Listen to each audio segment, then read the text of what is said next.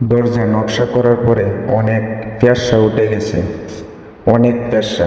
এই পেঁয়াসাগুলি মারার জন্য স্প্রিট কাপড়ের মধ্যে নিয়েছি, স্প্রিট নিয়ে তারপরে লাগাচ্ছি এই পেঁয়াসাগুলির মধ্যে। তারপরে কি করি দেখেন, পেঁয়াসাগুলি একদম মরে যাবে। স্প্রিটগুলি নিয়ে তারপরে আগুন লাগিয়ে দিয়েছি। আগুন লাগিয়ে দেওয়ার কারণ হচ্ছে পুড়ে যাবে পেঁয়াসাগুলি। পুড়ে যাওয়ার পরে তারপরে দিয়ে ঘষা দিয়ে নেব।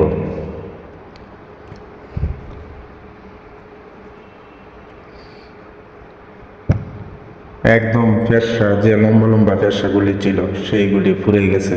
এখন ঘষা দিলে একদম নিখুঁতভাবে একবারে ফিনিশিং হয়ে যাবে, একদম নিখুঁত হয়ে যাবে। ভালো লাগলে ভিডিওটা শেয়ার করে দিবেন। যারা কম্পিউটারে এরকম